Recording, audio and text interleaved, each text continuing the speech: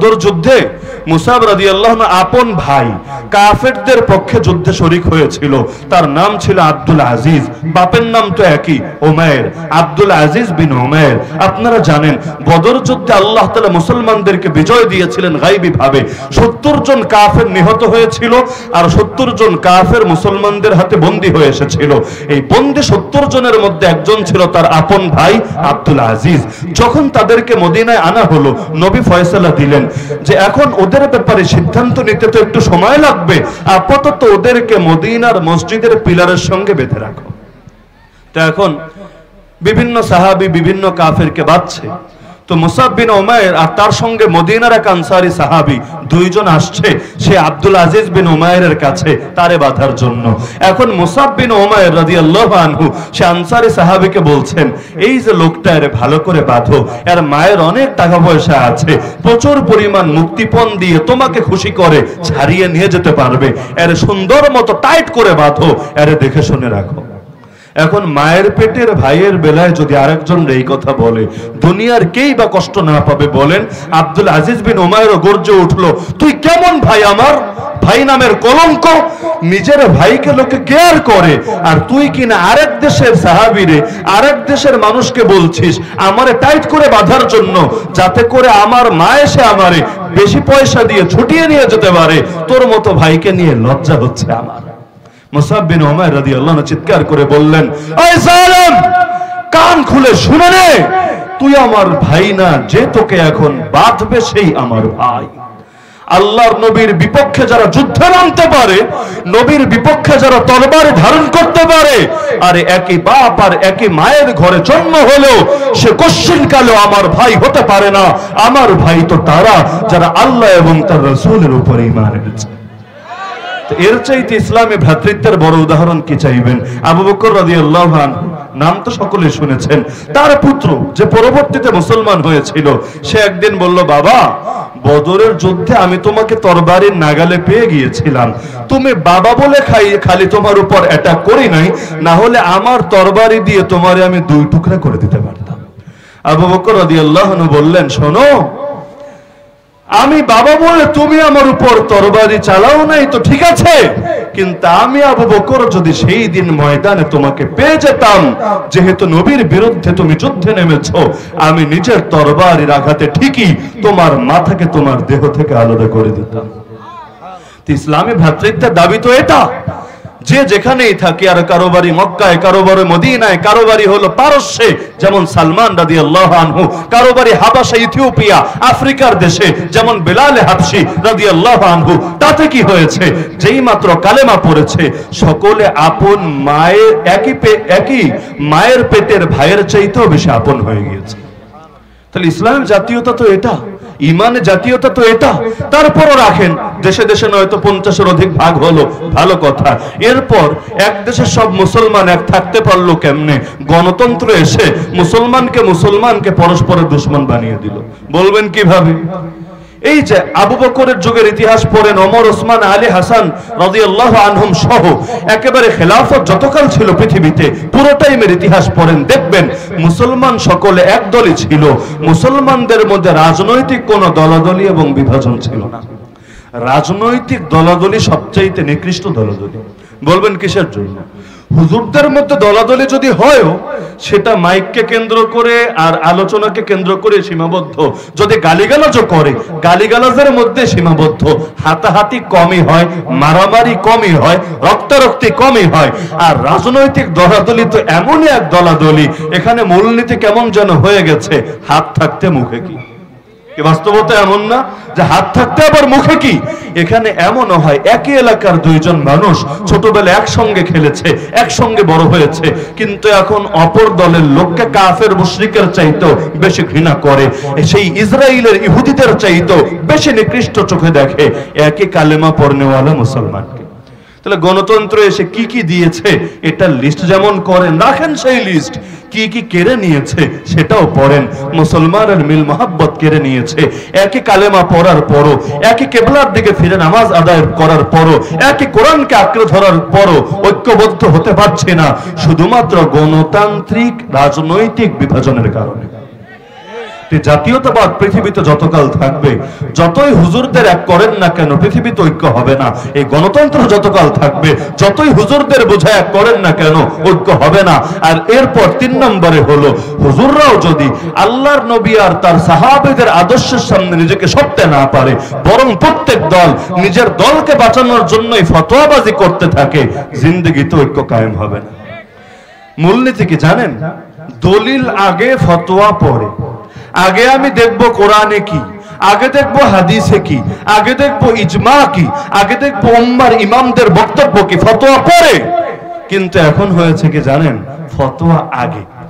আমার দল যেটা করে সেটার পক্ষে তো আমার দালালি করা লাগবেই, যার নুন খাই আমি তার গুণ তো গাওয়া লাগবেই। এখন ফতোয়া রেডি করা আছে আগেই, এখন ফতোয়ার পক্ষে দলিলও তো বের করা লাগবে। এবার কোরআন খোঁজে, হাদিস খোঁজে, কিন্তু এজন্য না কোরআন আর হাদিসের সামনে নিজেকে সঁপে দেবে, বরং এজন্য কোন কোনাকাঞ্চিতে খোঁজে, তাও যদি নিজের মতের পক্ষে একটা দলিল বের করা যায়। ওই যে পাকিস্তান থেকে এক হুজুর ভাড়া করে আনে না, তাহের শাহ, তৈয়ব শাহ, আপনাদের এই বিভাগিত চট্টগ্রাম বিভাগের মধ্যে প্রতি বছর বিশাল করে জশ্নে জুলুস পালন করার জন্য। বেচারা নিজের বয়ান শুনেছি, উর্দু ভাষায় পাবলিকের বোঝাচ্ছে যে লোকে আপত্তি করে, তোমরা জশ্নে জুলুস পেলে কোথায়, তোমরা এই র্যালি পেলে কোথায়? আরে তারা কি কোরআন পড়ে না? তারা যে জিজ্ঞেস করে কোরআনে আছে কিনা, হাদিসে আছে কিনা, আছে তো কোরআনে, দলিল কি? নিজেই বলছে, কুল বিফাদলিল্লাহি ওয়া বিরহমাতিহি ফাবিযালিকা ফালইফরাহু। আল্লাহ নাকি বলে দিয়েছে আল্লাহর অনুগ্রহ আর রহমত পেলে খুশি পালন করতে হবে। তো নবীকে পাওয়ার চাইতে বড় রহমত আর বড় অনুগ্রহ আমাদের জন্য কি হয়? নবীকে না পেলে তো আল্লাহরও চিনতাম না, নবীকে না পেলে তো কোরআনও পেতাম না। নবীকে পেয়েছি বলেই তো নিজেদেরকে মুসলমান বলে পরিচয় দিতে পারছি। তাহলে আল্লাহ তো বলেছেন খুশি পেলে এটাকে, খুশিটারে পালন করতে। আমরা তো নবীরে পেয়ে খুশি হয়েছি বলেই দিবস পালন করি। এই ওয়াহাবিরা খুশি হয় নাই, তাই তারা পালনও করে না। অথচ একটাবার চিন্তা করে না, আল্লাহ বললেন কি আর বুঝলো কি? আল্লাহর কথা কি নবীর চাইতে কেউ ভালো বুঝবে? বলেন না। নবীর সাহাবীদের চাইতে কেউ ভালো বুঝবে? পরবর্তী কেউ যদি কোরআন বোঝার দাবি করে, নবীর চাইতে বেশি, নবীর সাহাবীদের চাইতে বেশি, এক বাক্যে তারা গোমরা বলে। এই কাদিয়ানি হিজবুত তাওহীদ গোমরা কেন? একটাই জবাব, কোরআন বোঝার দাবি ওরাও করে, কিন্তু বোঝার ক্ষেত্রে নবী আর সাহাবীদের ফেলে। নবীর যুগে পর্দা কেমন ছিল, হিজবুত তাওহীদ পর্দার কি রূপ আবিষ্কার করেছে। নবীর যুগে নবী নবুয়তের ভণ্ড দাবি যারা করেছে এদের বিরুদ্ধে কিভাবে অ্যাকশনে গেলেন। আমার নবীর যুগে 2টা ভণ্ড নবী তৈরি হয়েছিল, একটার নাম মুসাইলিমা, একটার নাম আসওয়াদ। আর এই আসওয়াদ আনসির বিরুদ্ধে নবী নিজে অ্যাকশন চালিয়েছেন, আর মুসাইলিমা কাযযাবকে নবীর খলিফা আবু বকর রাদিয়াল্লাহু আনহু শায়েস্তা করে দিয়েছেন। তো এই দাজ্জালগুলো তো আগেও ছিল, এদের সঙ্গে নবীকে আচরণ করেছেন স্পষ্ট। এতকাল পরে এসে গোলাম আহমদ কাদিয়ানী নতুন করে নিজেকে নবী দাবি করছে, আবার কোরআন মানারও দাবি করছে। তাহলে কোরআনকে আমার নবীর চাইতে এক লাইন বেশি বুঝে ফেলেছে। তো এখন যদি আয়াতের অর্থ এটাই হয় যে নবীরে পেলে খুশি পালন করতে হবে, দিবস পালন করতে হবে, আমার নবী পালন করলেন না কেন? নবী 12 রবিউল আউয়াল আসলে দিবস পালন করতেন, একটা প্রমাণ পারলে কেউ দেখার। আবু বকর করলেন না কেন? ওমর করলেন না কেন? ওসমান করলেন না কেন? খুলাফায়ে রাশিদিন, আশরায়ে মুবাশশারা, আহলে বাইত সাহাবারা তারা করলেন না কেন? তাবেঈরাও না, তাবেঈরাও না, 500 বছর পর নতুন করে শুরু করতে হলো কেন? সর্বপ্রথমে দিবস পালন শুরু করেছে শিয়ারা। কারা? কারা চেনেন না আপনারা শিয়াদেরকে? মিশরে একদল শাসক ছিল যাদেরকে উবাইদিও বলে, ফাতেমিও বলে। ইতিহাস পড়লে নাম আপনারা পেয়ে যাবেন। উবাইদি সাম্রাজ্য বা ফাতেমি সাম্রাজ্য যারা মিশরকে দীর্ঘকাল শাসন করেছে, সর্বপ্রথম তারা এই 12 রবিউল আউয়ালের দিবস পালন করা শুরু করেছে। 2 নম্বরে একজন আলেম যার নাম ছিল ওমর আল মাল্লাহ। সেই আলেম, আরে আলেম একজন হলেও তার ভুল হবে না এমন তো না। আলেম হলেও মানুষ, তো নবীর মতো মাসুম তো আর না, তো ভুল তো হতেই পারে। সাহাবীরাও কি ভুলের ঊর্ধ্বে ছিলেন নাকি? এই দাবিও তো আমরা কখনো করি না। তো ভুল তো সকলের হতে পারে। তো তিনি শুরু করলেন তাদের থেকে কপি করে যে এখন আমরা, খ্রিস্টানরা করে, আমরা কেন বসে থাকবো? খ্রিস্টানরা বড়দিন পালন করে না, মেরি ক্রিসমাস বড়দিন পালন করে, তো ওরা যদি করতে পারে নবী ঈসার মহব্বতে, আমাদের মধ্যে আমাদের নবীর মহব্বত আরো বেশি আছে, আমরাও বড়দিন পালন করব। ওই বড়দিনটাই এখন আরবিতে বলে সাইয়্যিদুল আয়াত শরীফ, সকল ঈদের সেরা ঈদ। এই ঈদে মিলাদ আপনারা যদি ডিকশনারিতে সার্চ করেন দেখবেন ঈদে মিলাদের আসল অর্থই হলো বড়দিন। কোনটা? যেই দিন ওরা পালন করে নবী ঈসা আলাইহিস সালামের জন্মদিন হিসাবে, যদিও তার আসল জন্মদিন কোনটা কোন খ্রিস্টান অকাট্যভাবে দাবি করতে পারবে না, কিন্তু সম্ভবত 25 ডিসেম্বরকে ওরা ধরে নিয়েছে যে এটাই নবীর জন্মদিন। এই দিনটাকে ওরা ডাকতো ঈদে মিলাদ বলে, একই শব্দ কপি করেছে এখন আমাদের কিছু লোক, তারাও আমার নবীর শানে শব্দ চালায় ঈদে মিলাদুন নবী। তারপর তাকে দেখে ইরবিল শহরের এক শাসক নতুন করে শুরু করলো এই কাজ, বেশ সারা দুনিয়ায় ছড়িয়ে পড়লো। এখন নাকি পৃথিবীর প্রায় সব দেশেই এই নিকৃষ্ট বেদাত চলছে। হ্যাঁ, বলবেন নিকৃষ্ট বেদাত কেন বললাম, এটারে মেনে নিতে সমস্যা কোথায়? আমি একটা মাসালা শুধু আপনাকে জিজ্ঞেস করি, 4 রাকাত বিশিষ্ট নামাজ 2 রাকাতে যখন বসেন আপনারা আত্তাহিয়াতু পড়েন তো নাকি? আত্তাহিয়াতুর পরে দুরূদ শরীফ পড়েন না উঠে যান? কি করেন আপনারা? উঠে যান না? যদি দুরূদ শরীফ পড়েন কি হয় জানেন মাসালা? পুরো দুরূদ শরীফ পড়া লাগবে না, খালি একটা বাক্যই যদি বলেন কতটুকু আল্লাহুম্মা সাল্লি আলা মুহাম্মদ, পুরো বাক্য লাগবে না, আল্লাহুম্মা সাল্লি আলা মুহাম্মদ এতটুকু বললে বাক্য হয়ে যায়। এর আগ পর্যন্ত বললে পুরো বাক্য হয় না। আল্লাহুম্মা বললেন অথবা শুধু সাল্লি অথবা আলা পর্যন্ত বললেন, বাক্য পুরো হয় নাই। কিন্তু আল্লাহুম্মা সাল্লি আলা মুহাম্মদ বললে বাক্য পুরো হয়ে যায়। ফতোয়ার কিতাব ঘাটেন, মুফতি সাহেবদের থেকে ফতোয়া নেন, এই ফতোয়াই দিবে। যদি এই পর্যন্ত আপনি বলে ফেলেন আপনাকে সেজদায়ে সাহু দিতে হবে। ভুল করে যদি পড়েন, ইচ্ছাকৃতভাবে পড়লে তো ফতোয়া আরো জটিল, ভুল করেও যদি এতটুকু পড়েন আল্লাহুম্মা সাল্লি আলা মুহাম্মদ, এরপর মনে আসলো আমার তো 4 রাকাত হয় নাই, 2 রাকাত হয়েছে, এবার দাঁড়ায় গেলেন আপনি, এই যে থুক্কুটা দিলেন, এই থুক্কু দেওয়ার মাঝখানেও একটা বাক্য খালি বললেন, এজন্য কি দিতে হয়? ভুলে করলেও কি দিতে হয়? সিজদায়ে সাহু, এটা ওয়াজিব হয়ে যায়। এবার বোঝেন আল্লাহুম্মা সাল্লি আলা মুহাম্মদ কি দুরুদ না? বলেন না দুরুদ না? তাহলে এবার পারলে দাবি করেন ইমাম আবু হানিফা ওয়াহাবি, হানাফি মুফতিয়ানে কেরাম ওয়াহাবি। আরে হানাফি মাযহাব যারা মানে সবাই ওয়াহাবি, আমি নবীর দুরূদ শরীফ পড়ব, এতে হানাফি ইমামদের গায়ে চুলকায় কেন? হানাফি মুফতিদের গায়ে অ্যালার্জি ওঠে কেন? এরা কি আমার দুরূদ শরীফও পড়তে দিবে না? দুরূদ শরীফ পড়লে এদের এত কষ্ট হয় কেন?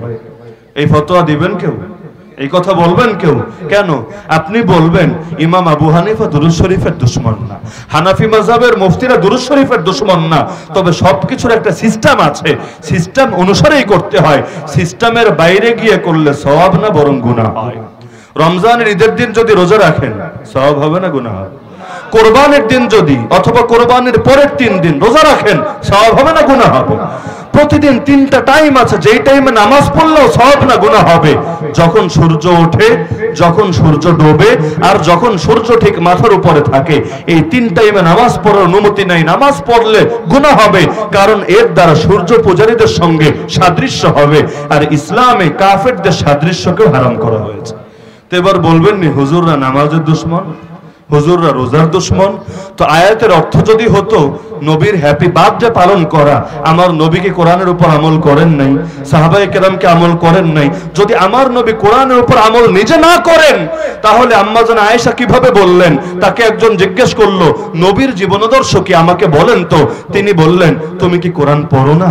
সে বলল কোরআন তো পড়ি আম্মা জান, আমি তো নবীর জীবনাদর্শ জানতে চাচ্ছি। আম্মা জান আয়েশা রাদিয়াল্লাহু আনহা এক শব্দে বললেন কানা খুলুকুহু আল কুরআন, আর এই কোরআনটাই হুবহু আমার নবীর জীবনাদর্শ।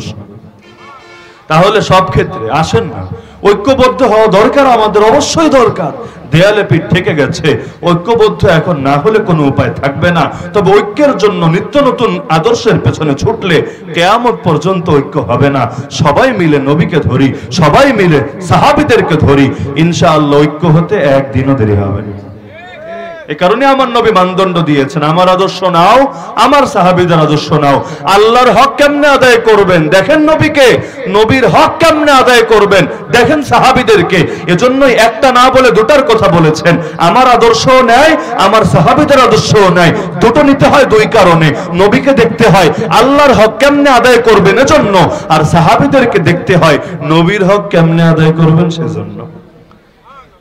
তো এখন ঐক্য করবেন তো ইনশাআল্লাহ? তা আমার এই মেসেজটা সকলে আজকে দিলের মধ্যে গেঁথে নেন। এখন থেকে আমরা সুন্নতের দাওয়াত দিব, বেদাত ছাড়তে বলবো।